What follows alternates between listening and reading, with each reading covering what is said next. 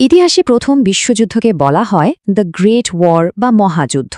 এটা ছিল মানব ইতিহাসের সবচেয়ে বড় আর ভয়াবহ সংঘর্ষগুলোর মধ্যে একটা, যেটা ১৯১৪ থেকে ১৯১৮ সাল পর্যন্ত চলেছিল।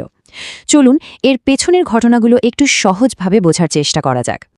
শুরুতেই এই সংখ্যাটা একবার দেখুন, ১,৬০,০০,০০০।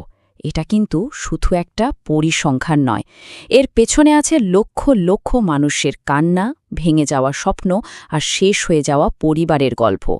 এই একটা সংখ্যাই বলে দেয় যুদ্ধটা কতটা ভয়ঙ্কর ছিল। মজার ব্যাপার হলো, এই যুদ্ধটা কিন্তু শুরু হয়েছিল ইউরোপের একটা নির্দিষ্ট অঞ্চলে, কিন্তু দেখতে দেখতে এর আগুন এমনভাবে ছড়িয়ে পড়ল যে সারা বিশ্বের দেশগুলো এর মধ্যে জড়িয়ে যেতে বাধ্য হল। কিভাবে একটা স্থানীয় সংঘাত পুরো পৃথিবীকে নাড়িয়ে দিল সেটাই আমরা দেখব। আসলে কোনো বড় যুদ্ধই কিন্তু একদিনে শুরু হয় না। এর পেছনে অনেক দিন ধরে চাপা উত্তেজনা আর অসন্তোষ কাজ করে। প্রথম বিশ্বযুদ্ধের ক্ষেত্রেও ঠিক তাই হয়েছিল। পরিস্থিতিটা ছিল অনেকটা সাজিয়ে রাখার ডমিনোর মতো। সবকিছু প্রস্তুত, শুধু একটা ধাক্কা লাগার অপেক্ষা। এই চারটে কারণকেই বুঝতে পারলেই পুরো ছবিটা পরিষ্কার হয়ে যাবে। প্রথমটা হলো জাতীয়তাবাদ, মানে বিভিন্ন জাতিগোষ্ঠী নিজেদের জন্য আলাদা স্বাধীন দেশ চাইছিল। এরপরে আসে সাম্রাজ্যবাদ, যেখানে ব্রিটেন, ফ্রান্স, জার্মানির মতো বড় শক্তিগুলো অন্য দেশ দখল করার জন্য একে অপরের সাথে প্রতিযোগিতায় নেমেছিল। তৃতীয় কারণটা ছিল মিলিটারিজম বা সামরিক শক্তি বাড়ানো। সবাই তখন নিজেদের সেনাবাহিনী আর অস্ত্রশস্ত্র বাড়ানোর এক মারাত্মক খেলায় মেতে উঠেছিল। আর সবশেষে জোট। পুরো ইউরোপ তখন দুটো শিবিরে ভাগ হয়ে গিয়েছিল, যেখানে কথা ছিল বন্ধুর ওপর আক্রমণ হলে সবাই মিলে ঝাঁপিয়ে পড়তে হবে। তো এই যে এত উত্তেজনা, এত বারুদ জমা হয়েছিল, তাতে আগুনটা লাগালো কোন ঘটনা? চলুন দেখি, কোন সেই ছোট্ট স্ফুলিঙ্গ যা পুরো দুনিয়ায় আগুন ধরিয়ে দিয়েছিল। এখন আসল প্রশ্ন হলো, ঠিক কি এমন ঘটল যে এত বড় একটা যুদ্ধ শুরু হয়ে গেল? চলুন উত্তরটা পরের স্লাইডে খুঁজে নেওয়া যাক।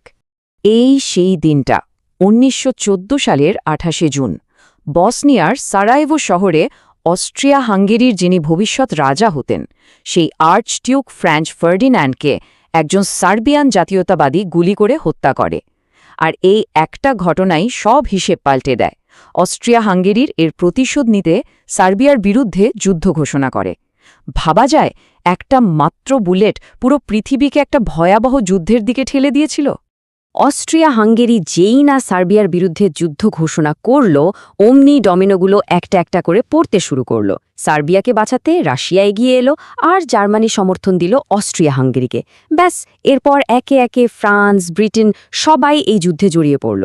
কয়েক সপ্তাহের মধ্যেই পুরো ইউরোপ যেন একটা রণক্ষেত্রে পরিণত হল। এখানে দেখুন পুরো ইউরোপ কিভাবে দুটো ভাগে ভাগ হয়ে গিয়েছিল। একদিকে ছিল মিত্রশক্তি, যাদের মধ্যে প্রধান ছিল ব্রিটেন, ফ্রান্স আর রাশিয়া। অনেক পরে আমেরিকাও তাদের সাথে যোগ দেয়।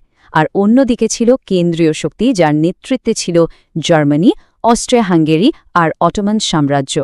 এই বিভাজনটাই যুদ্ধকে আরও জটিল আর দীর্ঘস্থায়ী করে তুলেছিল। আচ্ছা, এই যে চারটে বছর ধরে এত রক্তক্ষয়ী একটা যুদ্ধ চলল, তারপর কি হলো? শেষটা কেমন ছিল? পৃথিবীকে কি দিয়ে গেল এই মহাযুদ্ধ? এবার সেদিকেই একটু নজর দেয়া যাক। অবশেষে ১৯১৮ সালে কেন্দ্রীয় শক্তিগুলোর পরাজয়ের মধ্য দিয়ে লড়াই থামে। এর পরের বছর ১৯১৯ সালে বিজয়ী দেশগুলো মিলে জার্মানির ওপর ভার্সাই চুক্তি নামে একটা খুব কঠোর চুক্তি চাপিয়ে দেয়। আর এই চুক্তির মাধ্যমেই প্রথম বিশ্বযুদ্ধের আনুষ্ঠানিক ইতি টানা হয়। এই যুদ্ধের ফলাফল ছিল মারাত্মক। সেই সংখ্যাটা আবারও ভাবুন, প্রায় ১,৬০,০০,০০০ মানুষের মৃত্যু। শুধু তাই না, অস্ট্রিয়া হাঙ্গেরি, অটোম্যান, রাশিয়ান এরকম বড় বড় সব সাম্রাজ্য ভেঙে টুকরো টুকরো হয়ে গেল। ইউরোপের মানচিত্রটাই পুরোপুরি বদলে গেল। জন্ম নিল অনেক নতুন নতুন দেশ। আর সবচেয়ে ভয়ঙ্কর ফলাফলটা কি ছিল জানেন? এই যুদ্ধের শেষটাই আসলে আরেকটা বিশ্বযুদ্ধের কারণ হয়ে দাঁড়িয়েছিল।